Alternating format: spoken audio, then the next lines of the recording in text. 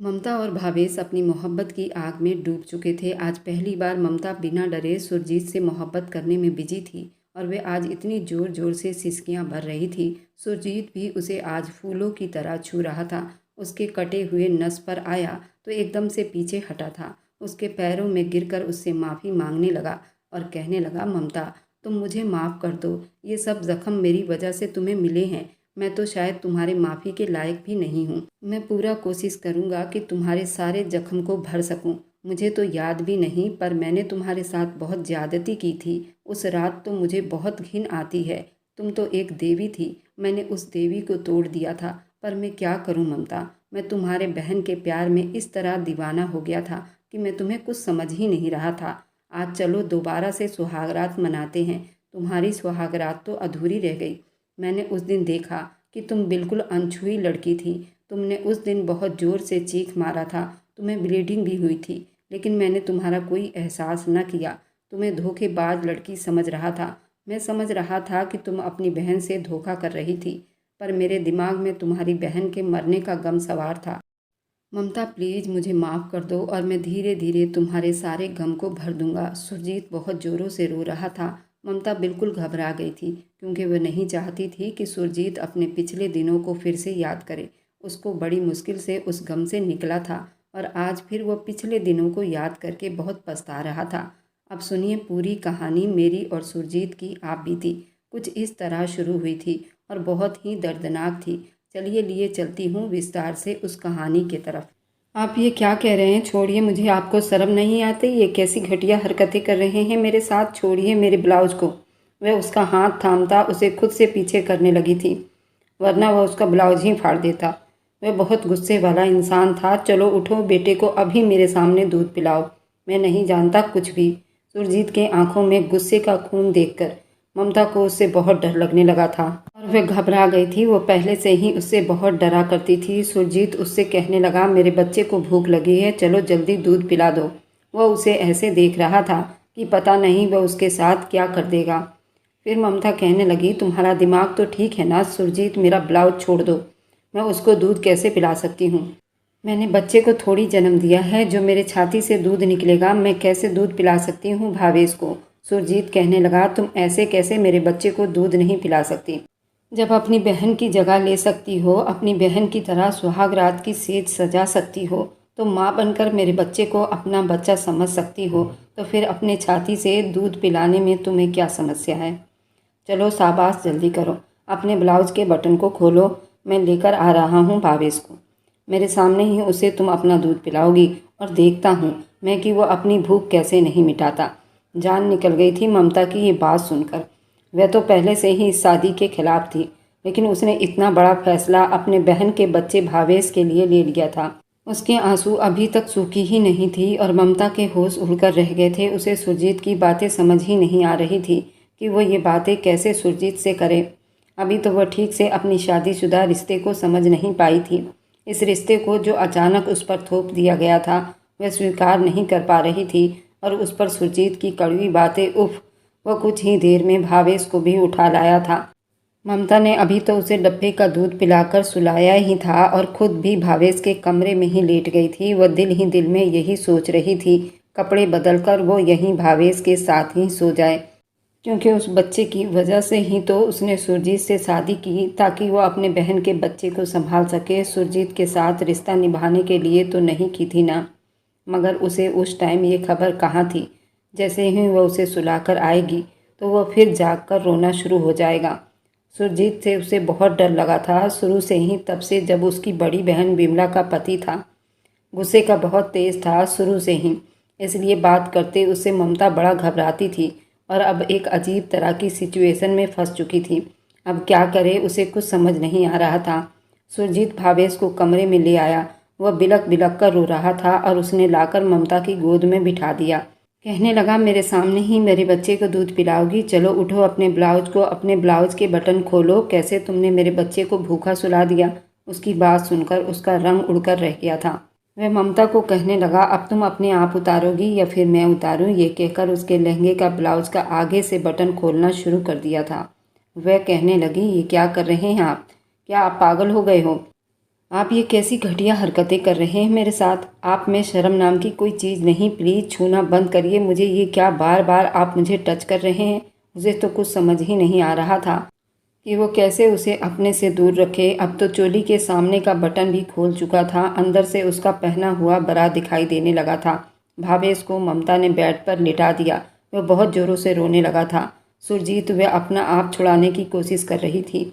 वह कहने लगा, तुमने मेरे बच्चे को बेड पर लिटा दिया। तुम्हारी इतनी हिम्मत कैसे हुई? तुम उसे रुला रही हो। जब तक तो वह खोल ही चुका था उसके सारे ब्लाउज के बटन। बड़ी मुश्किल से ममता ने अपने आप को छुड़वाने के लिए सुरजीत को पीछे धक्का दे दिया था। कुछ देर के लिए सुरजीत तो बिल्कुल सुन रह गया था। जब ममता के पहने हुए बरा पर उसकी नज़र पड़ी, उसके गोरे जिस्म को देखकर बेकाबू हुआ था। उसे धक्का देते जब तक वो कमरे से बाहर निकल चुकी थी। ममता को कमरे से भागते देखा तो वह भी उसके पीछे ही भागा था, लेकिन वह तो दरवाज़ा बंद कर चुकी थी। दूसरे कमरे में जाकर वह रो रही थी बहुत ही बुरी तरह से, और कोशिश कर रही थी वह अपने आप को छुपा ले। सीने पर उसके खरोच के निशान दिखाई दे रहे थे। डर के मारे वह तो अब कांप रही थी। जब फिर से दरवाज़ा बड़ी जोरों से बजने लगा, वह गुस्से में दहाड़ा था। वो बुरी तरह से घबरा रही थी। ममता, दरवाज़ा खोलो वरना इसे तोड़ दूंगा। मेरा बेटा भूखा रो रहा है। जिस तरह वह दहाड़ा था, जान ही निकल गई थी ममता की। वह दरवाजे के पीछे बनी दीवार के साथ टेक लगाए बैठी रोने लगी थी। सुरजीत उसका क्या हल करेगा, वह अच्छी तरह से जानती थी। वह अब वही दरवाजे के पास बैठकर रो रही थी कि अचानक से दरवाज़ा खुला। लॉक तो उसने ठीक से लगा दिया था, मगर पूरा लॉक करना शायद भूल गई थी। तुम मुझे दरवाजे से डरा रही हो? ये दरवाज़ा क्या है मेरे सामने? सुरजीत अंदर दाखिल हुआ था। वह भी बड़े गुस्से में था। ममता अपने दोनों हाथों से खुद को छुपाने लगी। तुम क्या छुपाने की कोशिश कर रही हो? तुम शायद मेरे गुस्से को जानती नहीं हो। बख्शूंगा नहीं तुम्हें, ममता डर कर कहने लगी। मुझे शर्म आती है। तो फिर सुरजीत कहने लगा, आज मैं सारी शर्म उतार कर रख दूंगा तुम्हारी। वह बाजू से उसे पकड़कर अपने कमरे में उसे ले जाकर दोबारा बेड पर पटक चुका था। भावेश को उसकी गोद में लिटाकर कहने लगा, चलो दूध पिलाओ जल्दी। फिर से वह टस से मस ना हुई तो उसने उसके दोनों हाथों को ऊपर किया और उसके ब्लाउज को उसके तन से अलग किया। खुद ही भावेश को ममता की छाती से लगा दिया। उसकी धड़कनें 100 की स्पीड में चल रही थी। वह तो बिल्कुल कंवारी थी। आखिर उसके छाती से दूध कैसे निकलता? बिमला ममता की बहन थी और बिमला की और सुरजीत की लव मैरिज थी और सुरजीत के पसंद की शादी थी। किसी शादी के फंक्शन में उसने बिमला को देखा था और उसे देखते ही उसकी खूबसूरती का दीवाना हो गया था। बिमला को मायके आने ही नहीं देता था और फिर वो मायके कभी कभी आती। उसे लेने के लिए रात को ही आ जाता और कहता, तुम्हारे बगैर रात नहीं कटती। ममता मुंह बनाकर कहने लगी कि अच्छा, आप दोनों रात को ऐसा क्या करते हो जो रात नहीं कटती? आपके बिना शरारती अंदाज में बोली तो ममता ने मुस्कुराकर प्यार से उसको थप्पड़ लगाकर कहा, तुम छोटी हो तो फिर छोटी ही रहो। जब कुछ सालों के बाद तुम्हारी शादी होगी ना, तो फिर देखना तुम्हारा पति तुम्हें यहाँ कदम भी नहीं रखने देगा मायके में। ये पति लोग ऐसे ही होते हैं। जब शादी नई नई होती है तो पलकों पर बिठाकर रखते हैं पत्नी को, और जब वक्त धीरे धीरे बीतने लग जाए तो वही उन्हें फालतू सामान लगने लग जाती है। बिमला एक गहरी सांस छोड़ती बोली थी, बाद में कहीं बदल ही ना जाए। मगर वह अपनी बहन की बाहों में बाहें डालकर कहने लगी, अरे नहीं नहीं, आपका पति जिस तरह आपसे प्यार करता है ना, अरे मैं तो कहती हूँ वो आपसे मोहब्बत करेंगे, वह भी 7 जन्मों तक। भला आप जैसी प्यारी और खूबसूरत सी वाइफ के अलावा उनके दिमाग में कोई और हो ही नहीं सकता। आपको वह नज़रअंदाज करने का कभी अपने दिमाग में नहीं सोच सकते। वह अपनी बहन के गाल पर हाथ फेर कर बोली थी। उसके गर्दन पर जब उसकी नज़र पड़ी, जहाँ पर लाल निशान अभी भी मौजूद थे, तभी शरारती अंदाज में कहने लगी, ओहो देखो, भले ही मैं कम उम्र की हूँ, लेकिन आपकी गर्दन पर जिस तरह के निशान लगे हैं, ये देखकर कोई खड़ूस इंसान का पता दे रहा है। गुस्से में हर वक्त रहने वाले सुरजीत जीजू हैं और बहुत ज़्यादा रोमांटिक भी हैं। ये कहकर वह भागी थी। बस शर्म के मारे बिमला अपनी गर्दन छुपाती रह गई थी। जब भी बिमला को ममता देखती तो यही शिकायत करती थी कि आप मायके में रहने क्यों नहीं आ जाती। सुरजीत गुस्से का बहुत तेज है, मैं क्या करूं? ममता, वो कहते हैं तुम्हारा मुझसे दूर जाना पसंद नहीं, और शादी के बाद लड़की की मर्जी थोड़ी चलती है। वह अपनी बहन को बहुत प्यार से समझा रही थी। ममता और बिमला 2 ही बहनें थीं। बिमला से ममता बिल्कुल 7 साल छोटी थी।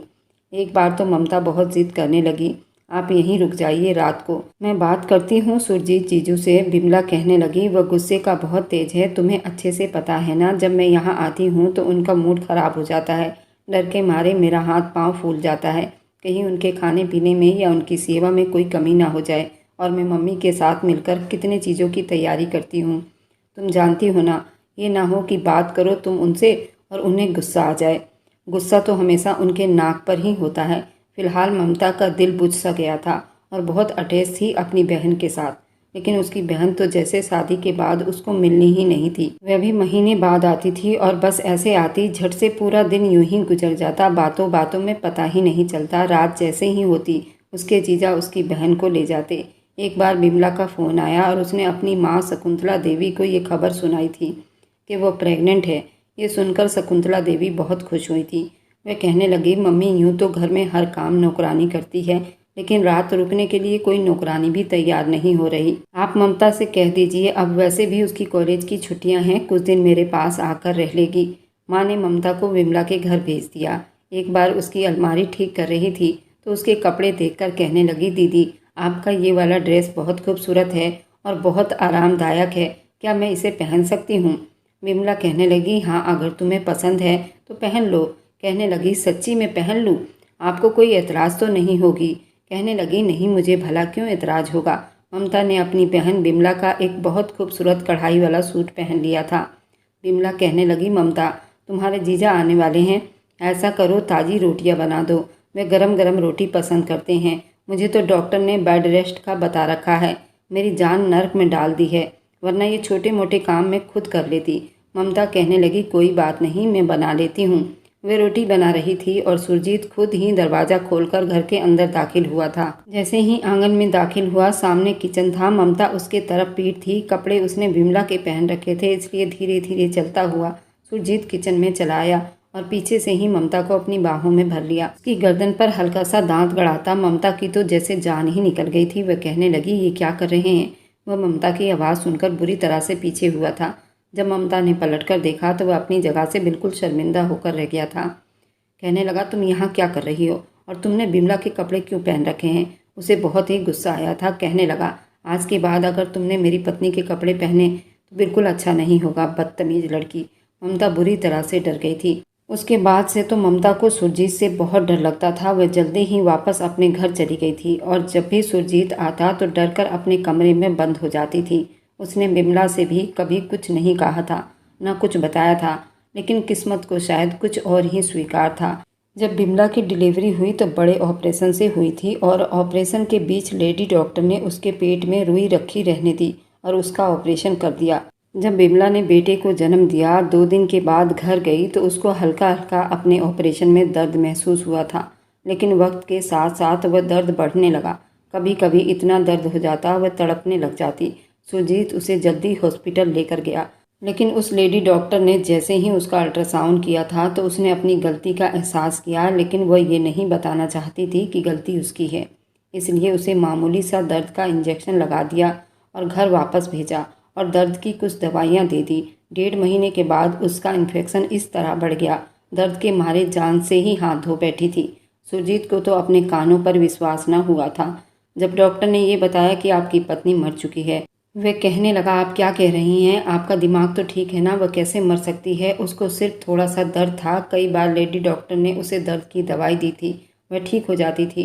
डॉक्टर कहने लगा, उनके अंदर ऑपरेशन के बीच डॉक्टर की लापरवाही से कुछ चीज़ अंदर रह गया था और उसकी वजह से उनको इन्फेक्शन बढ़ गया था। अगर आप वक्त पर किसी और अच्छे डॉक्टर को दिखाते तो शायद इतना कुछ ना हुआ होता। डॉक्टर आपको सच बता देती, आपकी पत्नी बच जाती। लेकिन सुरजीत ने उस लेडी डॉक्टर को बहुत बातें सुनाई थी और बहुत ही हंगामा हुआ था, शोर मचाया था, लेकिन इस सब का फ़ायदा उसे क्या हो सकता था, क्योंकि बिमला अब तो मर चुकी थी।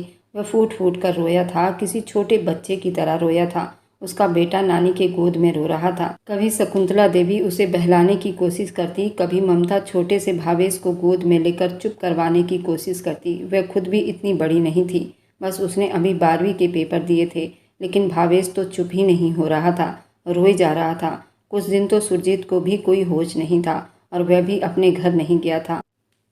कहता था, घर जाता हूँ तो घर काट खाने को दौड़ता। वैसे भी उसके माँ बाप नहीं थे, पहले ही उसके माँ बाप की मृत्यु हो चुकी थी। वह चाचा चाची के साथ रहता था, शादी हुई तो अपना अलग घर ले लिया था, लेकिन अब बिल्कुल घर अकेला था। उसे डर महसूस होता था। कभी लगता था विमला की हंसने की आवाज़ आ रही है, कभी बातें करने की आवाज़ आ रही है।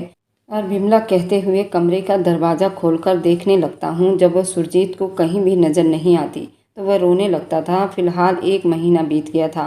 अब वो अपने फैक्ट्री भी जाने लगा था। रोज़ाना शकुंतला देवी के घर आता, थोड़ी देर भावेश से प्यार करता था, चला जाता। भावेश अब ममता के प्यार का आदी होने लगा था, जबकि वह ज़्यादा नहीं संभालती थी और तंग आ जाती थी। बहुत जल्द अपनी माँ के हवाले उसे कर देती थी। माँ से कहती थी, तंग करता है, मुझे रातों को सोने नहीं देता। माँ, इसे लेकर मुझे टहलना पड़ता है, सुबह मुझे कॉलेज भी जाना होता है। शकुंतला देवी ही उसे ज़्यादा संभाल रही थी, लेकिन बूढ़ी थी वह भी, इसलिए ज़्यादा थक जाती थी। एक बार उन्होंने सुरजीत से बात करने का फैसला कर लिया था और सुरजीत के गोद में बैठा भावेश से वो प्यार कर रहा था। जब शकुंतला देवी ने कहा, बेटा ममता भी चली जाती है और मेरी भी बूढ़ी हड्डियों में अब इतनी ताकत नहीं है मैं भावेश को संभाल सकूं। हम दोनों के बस की बात नहीं है इस बच्चे को संभालना। अब तुम अपने बेटे के लिए दूसरी शादी कर लो। अपनी नज़रें चुराते हुए शकुंतला देवी ने ये बात कही थी। कहीं ये बात उनके दामाद को बुरी न लग जाए, क्योंकि वो बहुत ही मूडी था और गुस्से का बहुत तेज था। कहने लगा, आपको मेरा बच्चा अब बोझ लगने लगा है। अगर ऐसा ही है तो ठीक है, मैं अपने साथ इसे ले जाता हूँ। एकदम से खड़ा हो गया। वह कहने लगी, मेरा ये मतलब नहीं था, मैं नानी हूँ उसकी, मेरी औलाद का बच्चा है। वो कहने लगा, आप जताती नहीं, अगर ये बात होती तो। कहने लगी, बेटा तुम मेरी बात का उल्टा मतलब निकाल रहे हो। मेरी कमज़ोर हड्डियों में इतनी ताकत नहीं है कि मैं इस उम्र में इस बच्चे को संभालती रहूं। अब मुझसे बच्चा बिल्कुल भी नहीं संभलता। इतना बड़ा सदमा बेटी का मुझे भी तो मिला है। मुझे तो ऐसा लग रहा है कि मैं भी मर जाऊंगी। बस अब मेरी यही कोशिश है कि मैं जल्द से जल्द ममता की शादी कर दूं, वह भी अपने घर की हो जाए, मैं भी सुकून की सांस ले सकूंगी। बिल्कुल वीरान होकर रह गया है मेरा घर। अपने आंसू साफ कर रही थी, कह रही थी, उन पर सुरजीत को बहुत गुस्सा आया था कि उन्हें सिर्फ अपनी बेटी की परवाह थी, मेरे बेटे की नहीं। तभी भावेश ने उसकी गोद में लेटे हुए रोना शुरू कर दिया। सुरजीत को तो कुछ भी पता नहीं था कि बच्चे को कैसे संभाला जाता है और कैसे चुप करवाया जाता है। फिर भी उसे उठाकर वह चुप करवाने की कोशिश कर रहा था। फिर चेहरा उसका एकदम से एहसास में भरा था।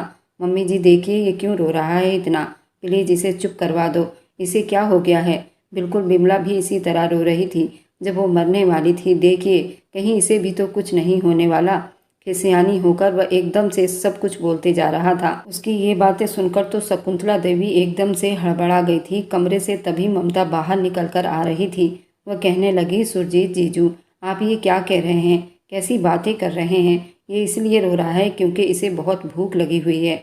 भगवान न करे मेरे बच्चे को कुछ हो। उसे उठाकर अपने सीने से लगाकर कहने लगी तो वह भी अब चुप हो गया था।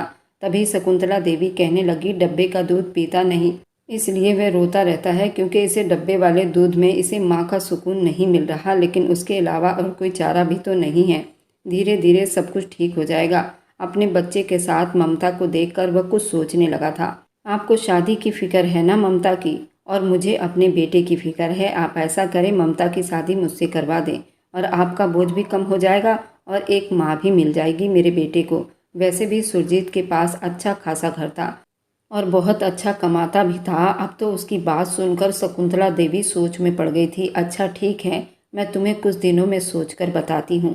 लेकिन जब इस बारे में ममता से बात की तो उसने जल्दी ही मना कर दिया और कहा कि मैं सुरजीत से कभी भी शादी नहीं करूँगी। फिर शकुंतला देवी समझाने लगी, क्यों मना कर रही हो, क्या हो गया है तुम्हें। अच्छा खासा तो लड़का है, अच्छा खासा कमाता भी है, घर भी बहुत अच्छा है उसका। और अगर तुम्हारे भांजे पर कोई सौतेली माँ आ गई तो पता नहीं वह उसके साथ क्या व्यवहार करेगी। अगर तुम उसकी माँ बनकर जाओगी तो फिलहाल तुम उसे प्यार करोगी। वह कहने लगी, मुझे शादी ही नहीं करनी मम्मी, मैं नहीं ले सकती अब कोई भी जिम्मेदारी, अभी मुझे पढ़ना है, मैं नहीं संभाल सकती इसे। ममता का मिजाज ही कुछ और था। वह जवान थी, खूबसूरत थी, अपने जीवन साथी के लिए बहुत से सपने सजा रखे थे। सुरजीत से वह कभी भी शादी नहीं कर सकती थी। उसे तो सुरजीत बहुत ज़्यादा खड़ूस इंसान लगता था। वह उस आदमी के साथ शादी कैसे कर सकती थी जो कि पहले से ही शादीशुदा था। भले ही वह उसका बहनोई था, लेकिन था तो शादीशुदा ही ना। उन दिनों शकुंतला देवी की तबीयत भी ठीक नहीं थी। शकुंतला देवी इसलिए उसे मजबूर करने लगी थी। अपनी बेटी को कहने लगी, अगर मुझे कुछ हो गया तो पीछे से तुम्हारा क्या होगा। यही सोच सोचकर मुझे डर लगता है। मैं तो अब यही चाहती हूँ कि मेरे जीते जी इसके हाथ पीले कर दूँ। लेकिन ममता तो बात ही नहीं मान रही थी, वह भी जिद पर अड़ी हुई थी। कुछ दिनों के बाद शकुंतला देवी की बहुत ज़्यादा तबीयत बिगड़ने लगी थी। शकुंतला देवी के सीने में एकदम से दर्द उठना शुरू हो गया था। ये देखकर तो ममता के हाथ पैर फूलने लगे थे। एक तरफ से भावेश उसे परेशान करता, दूसरी तरफ वह घबरा गई थी। वह अपनी माँ की हालत देखकर ममता ने सुरजीत को फ़ोन कर दिया। वह भी रात के 3 बजे।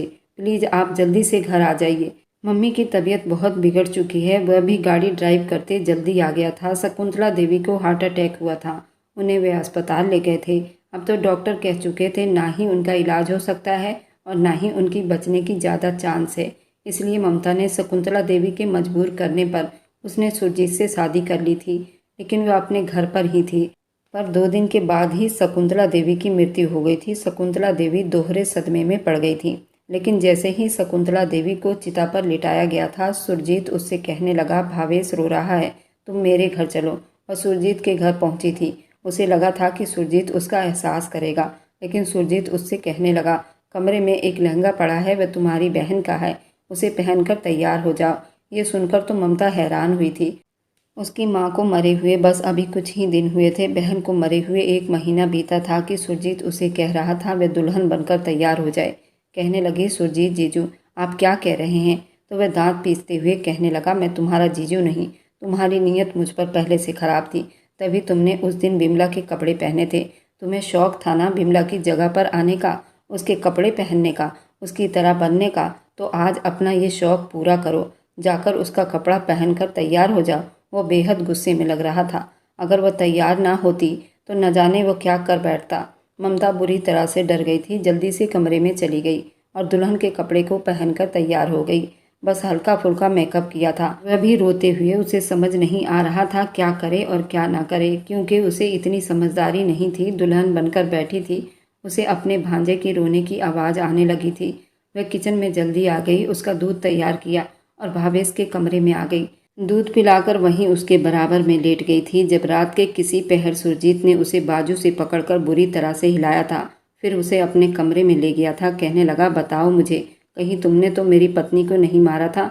मैं उससे बहुत प्यार करता था, तुम्हें शायद हमारी मोहब्बत से जलन थी। मैंने सुना था तुम अपनी बहन से बातें करती थी, तुम कह रही थी कि दीदी भगवान से प्रार्थना करना मेरा पति भी तुम्हारे पति जैसा हो। बताओ मुझे, तुम मुझे देखकर आहें भरती थी ना? ममता ने तो यूं ही ये बातें बिमला से कही थी, क्योंकि वह देखती थी सुरजीत उसका बहुत ख्याल रखता था, तो उसने भी कह दिया कि दीदी भगवान से प्रार्थना करना मेरा पति भी सुरजीत जीजू जैसा हो। लेकिन उसे नहीं पता था ये सुरजीत ही उसका पति बन बैठेगा, उस पर शक करेगा।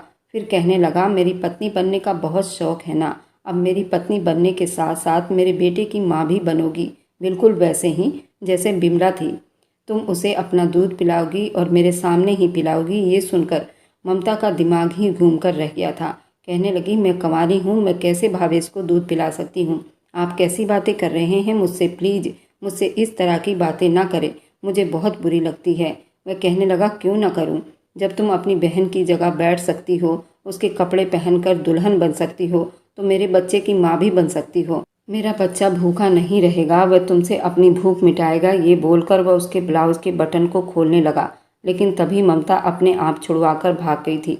दूसरे कमरे में दीवार के साथ लगकर रोने लगी थी, लेकिन वह दरवाजे का लॉक शायद चाबी से खोल चुका था।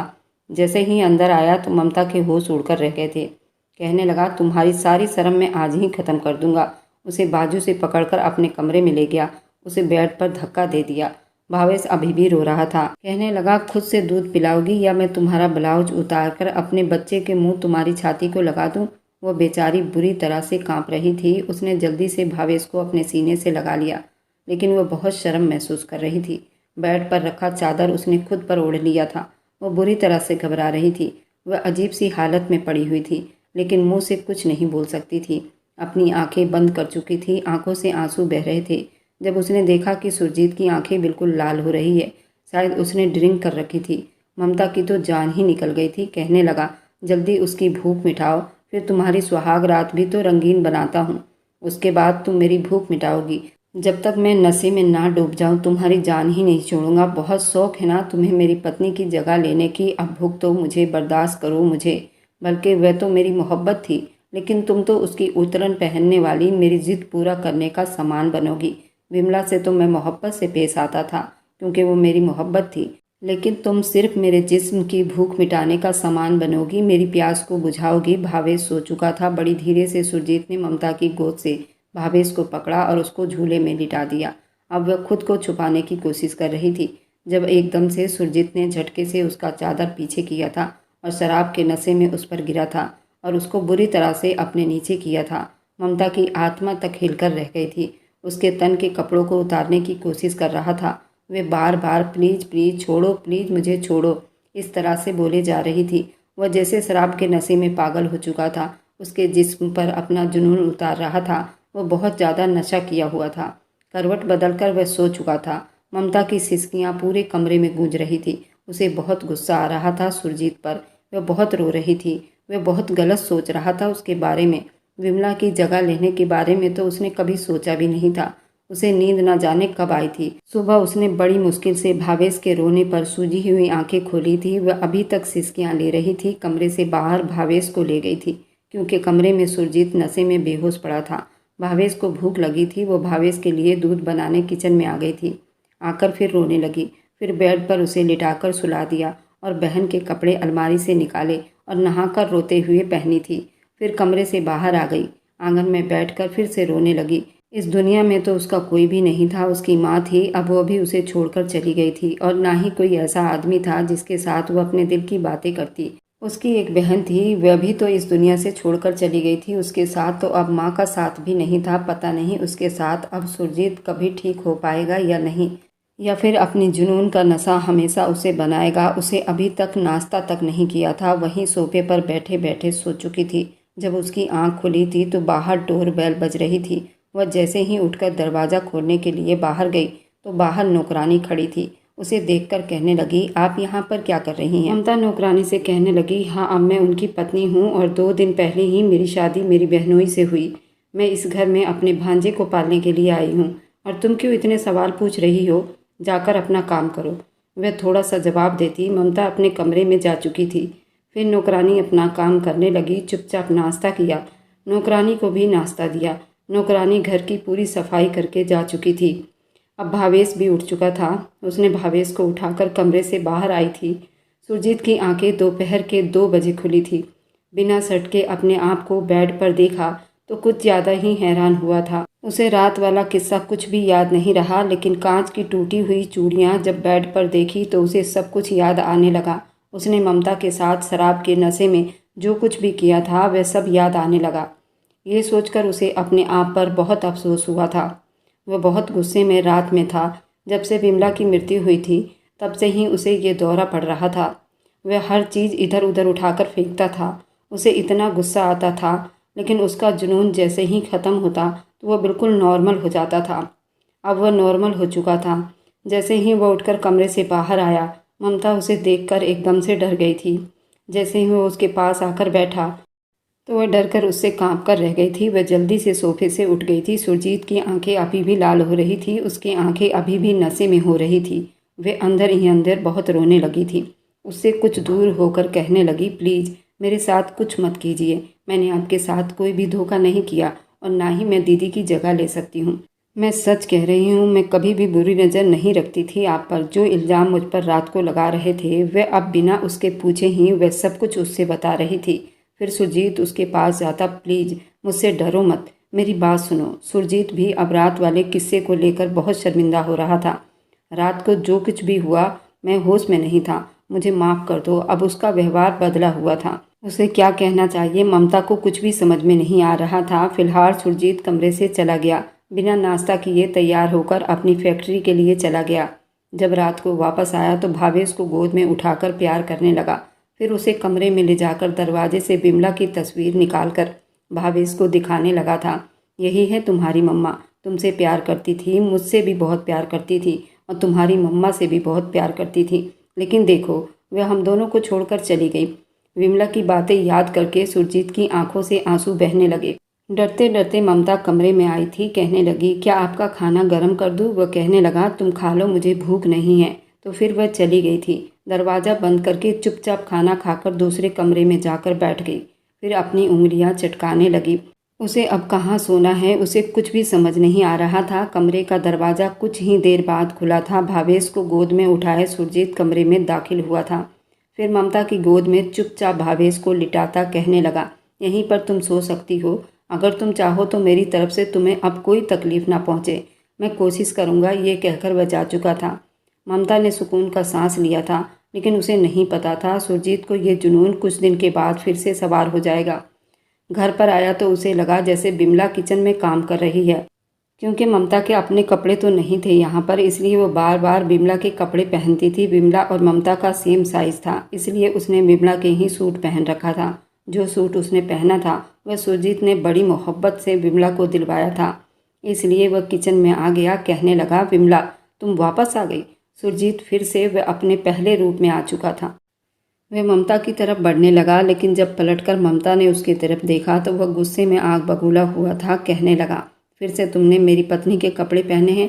तुम होती कौन हो मेरी पत्नी के कपड़े पहनने वाली? ममता उसकी लाल आंखों को देखकर डर गई थी।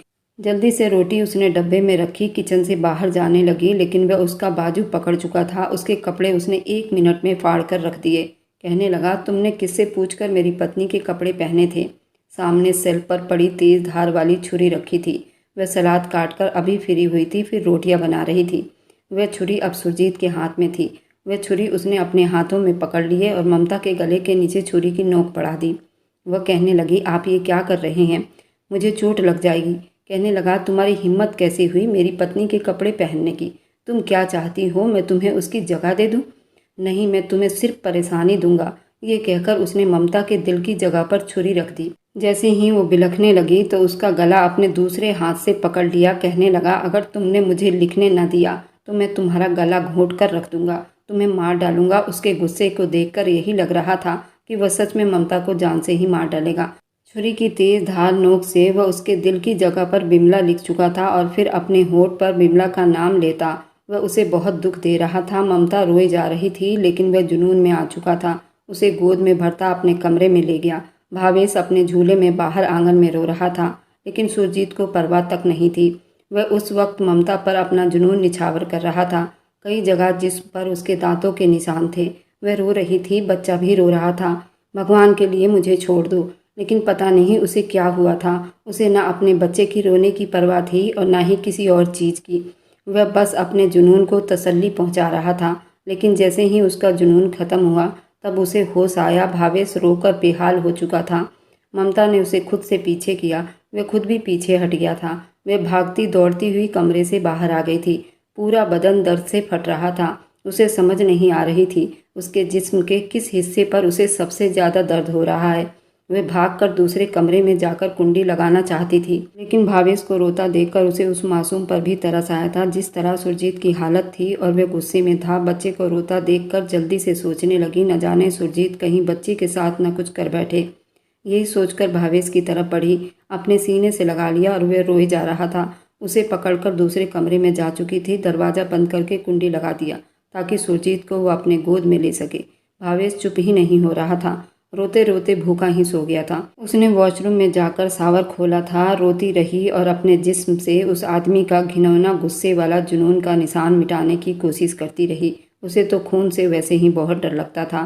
जब वो कुंवारी थी, जब उसने किचन में नया नया खाना बनाना सीखना शुरू किया था, तो अक्सर प्याज टमाटर काटते हुए उसकी उंगली पर छुरी से छोटी सी भी कट लग जाती तो वो पूरा घर सर पर उठा लेती थी। जरा सा दर्द भी उसे बर्दाश्त नहीं होता था, और अब दर्द उसके जिस्म के हर हिस्से में उसे दिखाई दे रहा था और उसमें से खून बह रहा था। उसकी नज़र अपने दिल की जगह पर गई तो वह और ज़्यादा फूट फूट कर रोने लगी थी। जिस बहन को वह सबसे ज़्यादा प्यार करती थी, उसका नाम उसके सीने की जगह पर लिखा हुआ था। अभी भी उसमें से खून बह रहा था। सुरजीत का डर उस पर सवार हो चुका था, जो शायद उस पर तरस खाना ही नहीं चाहता था। जैसे ही वो कमरे में आई तो सोया हुआ भावेश सिसकियां भर रहा था। वह जल्दी से उसके पास आई, उसके साथ लेट गई। कमरा खोलने से उसे बहुत डर लग रहा था, कहीं सुरजीत अंदर ना आ जाए। जैसे ही उसने भावेश को अपने सीने से लगाया और किसी मासूम बच्चे की तरह मुंह खोलकर वो अपनी माँ की मोहब्बत तलाश करने लगा। ये हर बच्चे की आदत होती है। शायद वो ममता को ही अपनी माँ समझ चुका था। कुछ सोचते हुए ममता ने एक नज़र भावेश को देखा, फिर एक गहरी सांस लेकर उसने अपनी कमीज को ऊपर कर लिया। वह करना तो नहीं चाहती थी, मगर भावेश के लिए उसने एक बार फिर से अपनी छाती से दूध पिलाना शुरू किया था, ये जानते हुए भी उसके जिस्म ने अभी किसी बच्चे को जन्म न दिया है तो भला वह कैसे उस बच्चे को दूध पिला सकती है। उस वक्त पहली बार उसने ये प्रार्थना की, हे भगवान, अगर तुम मेरी मदद करना चाहता है, सचमुच मुझे उसकी माँ बना दे और मेरी छाती से इस बच्चे का पेट भरने के लिए दूध आ जाए और भावेश अपनी भूख मेरी छाती से मिटा सके। ये सोचते हुए उसकी आंखों से आंसू बह निकले। उसका जिस्म दर्द से फट रहा था और कमरे में कोई पेन किलर भी नहीं था। भावेश भी वैसे ही सो चुका था। वह भी उसी हालत में आकर गहरी नींद में चली गई थी। वह कितने घंटे सोती रही, उसे कुछ भी याद नहीं रहा। रात के 1:45 बजे उसे तेज आवाज़ में किसी के रोने की आवाज़ आई थी। एकदम से वह हड़बड़ाकर उठी थी। घड़ी पर वक्त देखा तो 1:45 बज रहे थे। भावेश भी सो रहा था। अपने कपड़े ठीक करके उठी थी। आवाज़ सुनने की कोशिश कर रही थी। ये आवाज़ सुरजीत की थी। वह क्यों फूट फूट कर रो रहा था। उसका दिल चाहा कि वह दरवाज़ा खोल कर जाए और देखे, मगर जुनूनी आदमी से उसे डर भी लग रहा था। सुरजीत की हालत कुछ कुछ उसको अब समझ में आ रही थी। शायद ये विमला की मौत का सदमा था। उसे यूं दौरे पड़ने लगे थे। धीरे से दरवाज़ा खोलकर वो बाहर निकली थी। वह सामने आंगन में ज़मीन पर बैठकर अपने बाल नोच रहा था। सुरजीत अब बहुत रो रहा था और यही कह रहा था, क्यों किया मैंने ये सब। गुस्से से उसने वही छुरी उठाकर अपनी कलाई पर बिना वजह कट लगाए जा रहा था। खुद को जख्म दे रहा था। जब ममता ने ये देखा था वह घबरा गई। वह अपनी नस काट लेता तो कुछ भी हो सकता था। वह अकेली मासूम लड़की उस वक्त उसे कहाँ हॉस्पिटल लेकर जाती। डरते डरते बाहर निकली, बोली, आप क्या कह रहे हैं सुरजीत, आपको चोट लग सकती है, प्लीज़ ऐसा मत करो। थोड़ा पीछे दूर हटकर डरती हुई बोली थी, अगर वह उसके तरफ पलटकर वार करता है तो वह दोबारा अपने कमरे के अंदर चली जाए। इतनी दूरी पर खड़ी थी और उससे विनती कर रही थी, मगर सुरजीत उसे देखकर रोने लगा। चाकू एक तरफ फेंक चुका था। उसके दोनों बाजू पर जख्मों के निशान थे। कहने लगा, पता नहीं मुझे क्या हो जाता है। मुझे खुद अपनी हालत समझ नहीं आ रही। पता नहीं क्यों तुम्हारे साथ ऐसा कर जाता हूँ। उस दिन तो मैं नशे में था, मगर आज तो नहीं। फिर मैंने क्यों किया ये सब। मुझे लगता है जैसे मेरा दिमाग मेरे कंट्रोल में नहीं है। वह रोकर उससे ही सब कुछ कह रहा था और वह चुपचाप उसकी बातें सुन रही थी। आगे बढ़ी, चाकू को किचन में छुपा दिया। कहने लगी, ओके प्लीज़ आप पहले अपने कमरे में जाओ। अगर आपको कुछ हो गया तो मेरा और भावेश का क्या होगा। मेरी माँ तो मुझे आपके हवाले कर गई है। मुझे नहीं पता मेरी किस्मत में क्या लिखा हुआ है और मेरी मौत शायद आपके ही हाथों में लिखी हो, लेकिन मुझे अपनी फ़िक्र बिल्कुल भी नहीं। मुझे तो अपनी बहन की आखिरी निशानी की फ़िक्र है। पता नहीं मुझे कुछ हो गया तो भावेश का क्या होगा। सुरजीत उठकर खड़ा हुआ तो वह सहम कर पीछे हटी। उसे इस वक्त बहुत ज़्यादा डर लग रहा था। सुरजीत के दोनों बाजू खून से भरे हुए थे। जब वह चलता हुआ उसके सामने आया, दोनों हाथ जोड़कर उससे माफ़ी मांगने लगा। प्लीज़ मुझे माफ़ कर दो। मैंने तुम पर बहुत जुल्म कर दिया, अत्याचार किया। मैं तुम्हें बिल्कुल भी इतना ज़ख्म नहीं देना चाहता था। मैं तो विमला के अलावा किसी और के करीब जाने का सोच भी नहीं सकता था। पता नहीं मुझे क्या हो जाता है। उसकी नज़रें ममता के छाती के ऊपर लिखे विमला के नाम पर चला गया, जहाँ से ममता के सीने के ऊपर अभी भी खून निकल रहा था। उसके कमीज का रंग बदल चुका था। वो कहने लगा, देखो मैंने तुम्हें जख्म दिया, तुम पर अत्याचार किया, उसके बदले में मैंने अपनी कलाई काट ली। देखो मैंने अपने आप से भी बदला ले लिया है। मैं खुद को जख्मी कर चुका हूँ। वह किसी मासूम बच्चे की तरह बोले जा रहा था। एक ही बात बार बार रिपीट कर रहा था। कमरे में जाकर बैठ चुका था। वह इस वक्त उसके कमरे में नहीं गई थी, बल्कि सीधा अपने कमरे में आई थी। भावेश के लिए दूध बनाकर उसे पिला रही थी। फिर सोच भी रही थी। अगली सुबह सुरजीत बिस्तर पर पड़ा था, बुखार में तप रहा था। डरते डरते उसके पास गई। उसके बाजू पर जमा हुआ खून साफ करके पट्टियाँ करने लगी। अपने हाथों से उसे नाश्ता करवाया था और फिर दवा देकर सुला चुकी थी। उसने अपने मोबाइल पर गूगल ऐप से दिमाग के डॉक्टर का पता निकाला और वहाँ नंबर डायल करने लगी। कुछ ही देर में फ़ोन रिसीव हो गया था। जब एक डॉक्टर ने उससे बात की और उसकी सारी कंडीशन बताई। डॉक्टर ने कहा कि आप अपने पेशेंट को हमारे क्लिनिक पर ला सकती हो। यहाँ पर आने के बाद पता चलेगा आखिर उनको कौन से दौरे पड़ते हैं। वह फ़ोन बंद कर चुकी थी। जब भावेश फिर से रोने लगा, वह दूध पिला रही थी, मगर वह तो बार बार उसके छाती की तरफ बढ़ रहा था। पहले से समझदार हो चुका था, जैसे एक माँ के जिस्म से दूध चाहता हो। कुछ सोचकर ममता ने एक नज़र सुरजीत को देखा, जो औंधे मुँह लेटा सो रहा था। उसने वहीं भावेश की चाहत पूरी करने के लिए अपने छाती से उसे लगाया था। 15 मिनट बीते थे जब ममता को लगा जैसे भगवान ने उस पर अपनी कृपा कर दी है। उसके छाती से दूध आने लगा था। वह कुछ हैरान हुई थी, ऐसा कैसे हो सकता था।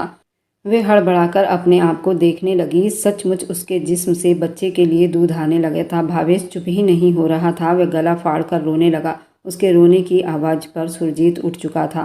वह जल्दी से खुद को छुपाने लगी, मगर भावेश चीखे मारे जा रहा था। सुरजीत कहने लगा, क्या हुआ इसे, ये क्यों रो रहा है? क्या तुम इसे अपनी छाती से फिर से दूध पिला रही थी? देखो, मैं मानता हूँ मैंने उस दिन बहुत गलत किया था। तुम एक बच्चे को दूध नहीं पिला सकती, फिर तुमने उसे अपने छाती से क्यों लगाया हुआ था? मगर उस वक्त उसे कुछ समझ नहीं आ रहा था वो क्या करे। हिचकिचाते हुए ममता कहने लगी, पता नहीं सुरजीत, ये सब कैसे हुआ। मेरी छाती में सच में दूध आने लगा है। भावेश अब तसल्ली में हुआ था और उसकी छाती से चुटुर चुटुर दूध पी रहा था। एक बार फिर से भावेश उसके सीने से लगा दूध पी रहा था। वह उसे खुद से दूर नहीं कर पा रही थी। सुरजीत तो हैरानी से मुस्कुराकर कहने लगा, कैसे हो सकता है?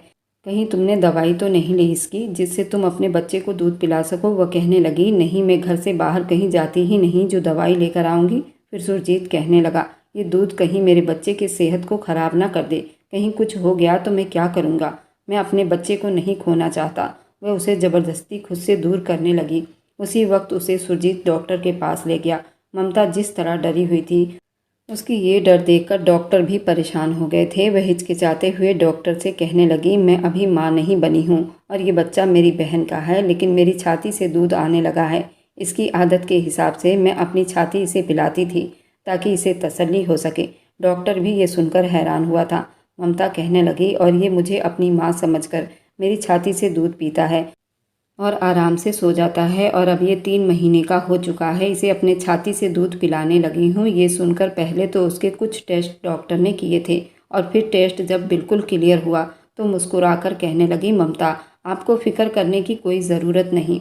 ये आदत एक नेचर का है। आपके जिस्म से जब बच्चे ने दूध लेने के लिए अपने मुँह से छुआ तो वहाँ आपके दिमाग ने सिग्नल भेजना शुरू कर दिया और आपके हार्मोन्स एक्टिवेट हो गए, और वैसे ही अब आप बिल्कुल इसे दूध पिला सकती हैं, जैसा कि हर माँ अपने बच्चे को दूध पिला सकती है।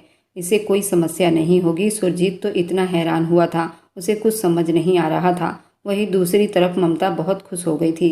अब तो सुरजीत भी इस बात को लेकर बहुत खुश हो गया था। घर के तरफ सुरजीत ने गाड़ी मोड़ ली थी तो वह हिचकिचाते हुए कहने लगी, प्लीज़ सुरजीत, आप दूसरे रास्ते पर गाड़ी मोड़ लो। वहाँ पर एक दिमाग का डॉक्टर है, उस तरफ हॉस्पिटल है। सुरजीत कहने लगा, क्यों, वहाँ क्यों जाना है तुम्हें? वह कहने लगी, मेरी बात प्लीज़ मान लीजिए, भावेश की कसम है आपको, मुझसे किस तरह का सवाल मत करो। अब वह बिल्कुल चुप हो गया था। भावेश की कसम के आगे उसकी एक नहीं चली और वह बिल्कुल चुप हो गया। ड्राइव करते हुए अब अस्पताल पहुँच चुके थे। सुरजीत को जहाँ पर लेकर आई थी, कुछ भी सुरजीत को समझ नहीं आ रहा था। जब उसके कमरे में अपॉइंटमेंट आई तो ममता भी उसके साथ गई थी। वह तो पहले थोड़ा हिचकिचाया था, मगर डॉक्टर के कहने पर सब कुछ उसे बताने लगा कि उसे कितनी मोहब्बत थी अपनी पत्नी से। साथ साथ उसे कुछ डॉक्टर दवाई भी लिख रही थी, जिससे वो बिल्कुल तसल्ली में होकर सब कुछ बता रहा था। फिर वह रोते हुए बताते चुप हो गया। कुछ टेस्ट भी डॉक्टर ने उसके करवाए थे। उसके बाद ममता को सुरजीत ने बताया कि वह अपनी पत्नी से कितनी मोहब्बत करता था, और दूसरा गुस्सा उनमें हद से ज़्यादा था। उनकी पत्नी की अचानक मौत हुई थी तो उनका दिमाग एकदम से ये सब बर्दाश्त नहीं कर सका था। उनको इसीलिए दौरे पड़ने लगे थे। अपनी दूसरी पत्नी को मौत का जिम्मेदार समझकर उस पर जुल्म करते थे, मगर नॉर्मल जैसे ही होते तो शर्मिंदगी उन्हें चारों तरफ से घेर लेती थी और ख़ुद को भी बहुत ज़्यादा नुकसान पहुँचाया करते थे। ये कोर्स 5-6 महीने का था। अगर ये दवाई टाइम से खाई और खुश रखने की खुद को कोशिश की तो ये बीमारी उनकी ख़त्म हो सकती है।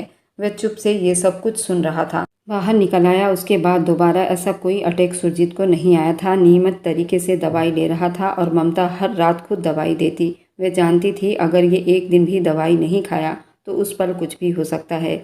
आज भी वह हर रात की तरह दूध के गिलास के साथ दवाई लेकर गई तो कमरे में भावेश सुरजीत की गोद में खेल रहा था। उसे छोड़कर जैसे ही वो बाहर जाने लगी तो सुरजीत ने जल्दी से ममता का बाजू पकड़ लिया था। ममता हिचकिचाते हुए पलटकर देखने लगी तो सुरजीत कहने लगा, कहाँ जा रही हो? कभी कभी मेरे पास भी बैठ जाया करो। हर वक्त किसी न किसी काम में बिजी रहती हो। वह झिझकती हुई उसके कुछ दूरी पर बैठ चुकी थी। उस वक्त भावेश खेल रहा था और नया नया बोलना शुरू किया था। हर वक्त मम्मा मम्मा करता रहता था। वह थोड़ा नाराज़ होता कहने लगा, इसे तुमने मम्मा मम्मा कहना सिखाया, पापा बोलना नहीं सिखाया क्या? मैं कुछ नहीं लगता इसका। वह कहने लगी, नहीं नहीं, ये तो बस जुबान ही ऐसी होती है बच्चे की।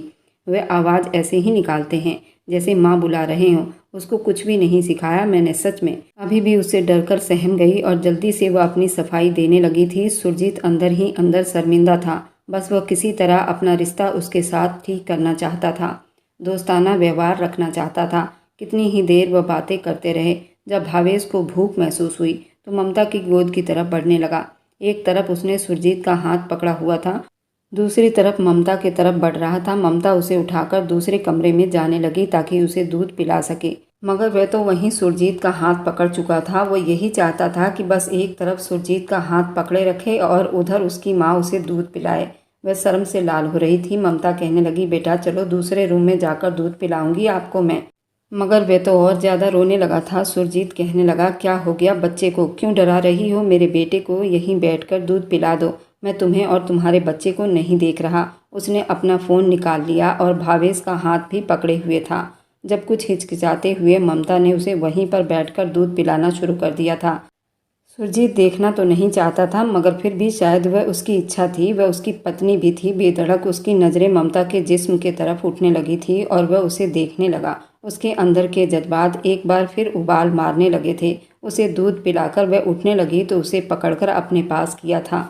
अब भावेश भी सो चुका था। कहने लगा, क्या तुम मुझे एक बार माफ़ी मांगने का मौका नहीं दोगी? ममता कहने लगी कि मैं आपकी हालत समझ सकती हूँ। मैंने ऐसा कुछ नहीं चाहा था जैसा आप समझते हैं। मैंने आपको माफ़ भी कर दिया, मगर अब उसे अपने बेहद करीब कर चुका था। कहने लगा कि नहीं, मैं माफ़ी अपने तरीके से मांगूंगा। जहाँ जहाँ मैंने तुम्हें जख्म दिया है वहाँ वहाँ मैं तुम्हें चूमूंगा। ममता थोड़ी हिचकिचाई थी, मगर उसे बाहों में भरकर अपने पास ही लिटा चुका था। वह कहने लगी, प्लीज़ मुझे डर लग रहा है और भावेश भी जाग जाएगा।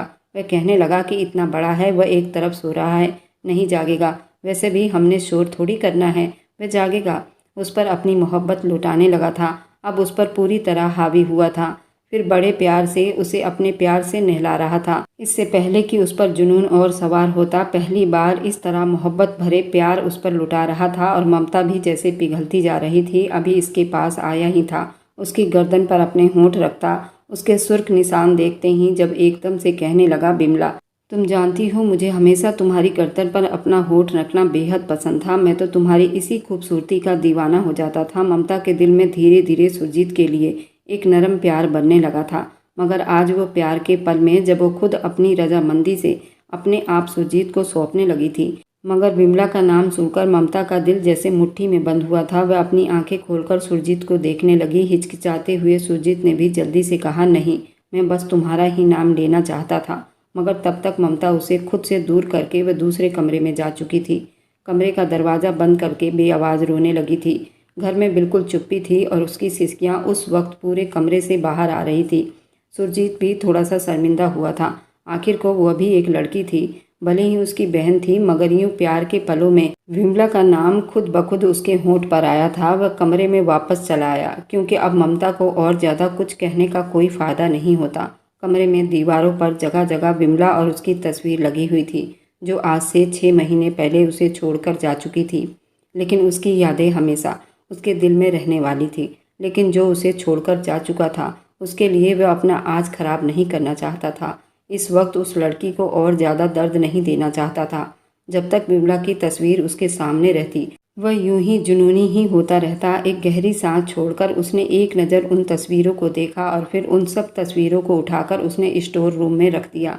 उन तस्वीरों को उठाते उसे पुरानी यादें जोरों से सताने लगी। जब बड़े प्यार से वह बिमला उसके कमरे को अपनी और सुरजीत की तस्वीरों से डेकोरेट कर रही थी, मगर अब उन तस्वीरों को उठाकर स्टोर रूम में रखने जा रहा था। आखिरी बार जब उसने उन तस्वीरों को एक बैग में रखने के बाद स्टोर रूम को लॉक किया था तो आंखों में आंसू थे। वापस कमरे में आ चुका था। अगले दिन जब भावेश को लेने के लिए ममता वहां आई थी तो वहां पर एक भी तस्वीर मौजूद नहीं थी। वह कहने लगी, विमला दीदी की सारी तस्वीर कहाँ गई? सुरजीत कहने लगा, मैंने हटा दी, वो मुझे छोड़कर चली गई है भगवान के पास। जब तक उसकी तस्वीर मेरे सामने रहेगी मैं कभी ठीक नहीं हो पाऊंगा। इसलिए मैंने उसकी सारी यादों को एक बॉक्स में बंद करके रख दिया है ताकि उसकी यादें बाहर ना निकल सके। अब वो चुप हो चुकी थी। ममता ने अगले दिन भावेश और सुरजीत की बहुत सारी तस्वीरों से कमरे को सजा दिया था और उसने एक तस्वीर विमला और सुरजीत की अपनी माँ की फ्रेम बनवाकर लगवाई थी। वह सब लोग जिसमें खड़े होकर मुस्कुरा रहे थे। सुरजीत अब शाम को घर लौटा तो उन तस्वीरों को देखकर मुस्कुरा उठा था। फिर उस तस्वीर के पास गया जिसमें वे चारों खड़े होकर मुस्कुरा रहे थे। अब उसके पास ममता भी आकर खड़ी हो गई थी और उसका हाथ सुरजीत ने पकड़ लिया था। उसके लिए विमला को भुलाना नामुमकिन था, मगर वह जिंदगी में आगे बढ़ना चाहता था। ममता के साथ उन दोनों के बीच धीरे धीरे उनके संबंध ठीक हो चुके थे।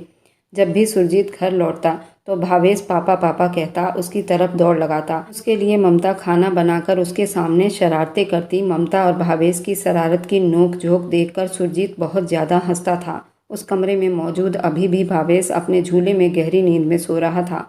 अब ममता भी बेड पर बैठी हुई थी, लेकिन उसे जल्दी अपनी बाहों में भर चुका था।